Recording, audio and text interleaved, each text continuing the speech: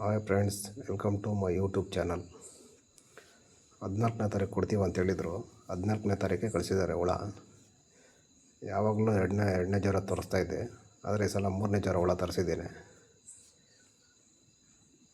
100 ಮೊಟ್ಟೆ 13,000 ರೂಪಾಯಿ ಇದೆ.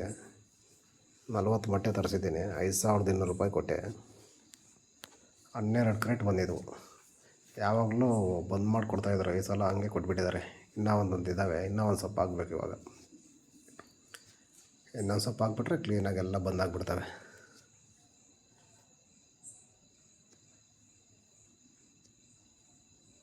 ನೋಡಿ, ಇನ್ನೂ ಒಂದು ಸೊಪ್ಪು ತಿನ್ನೋವಿದ್ದಾವೆ. ಅವರು ಏನು ಹೇಳಿಲ್ಲ, ಇವಾಗ ಕೊಯ್ಕೊಂಬಂದು ಮತ್ತೆ ಸೊಪ್ಪು ಹಾಕಬೇಕು. ಸೊಪ್ಪು ತಂದಿಕ್ಕೊಳ್ಳಿ ಸರ್ ಅಂತ ಹೇಳಿರಲಿಲ್ಲ ಅವರು, ಆದರೆ ಇವಾಗ ಕೊಯ್ಕೊಂಬಂದು ಮತ್ತೆ ಹಾಕಬೇಕು.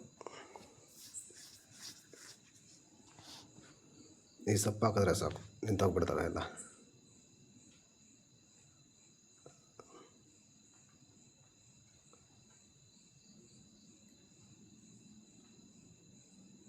ಎಲ್ಲ ನೀಟಾಗಿ ರೆಡಿ ಮಾಡ್ತಾಯಿದ್ದೀನಿ.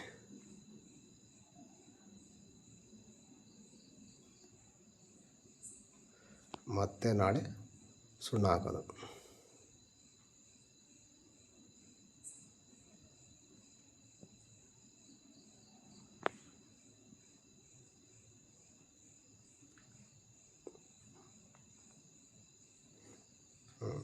ಮತ್ತು ಮಾರನೇ ದಿವಸ ಸುಣ್ಣ ಹಾಕಿರೋದು. ಇದು ಸುಣ್ಣ ಹಾಕೋದು ಏನಕ್ಕಪ್ಪ ಅಂದರೆ, ಈ ಬೇಗ ಒಂದೊಂದು ಎದ್ದು ಬಿಡ್ತವೆ.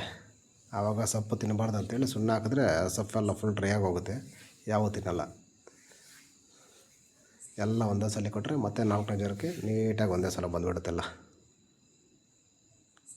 ನೋಡಿ, ಎಲ್ಲ ಸುಣ್ಣ ಕೊಟ್ಬಿಟ್ಟಿದ್ದೀನಿ.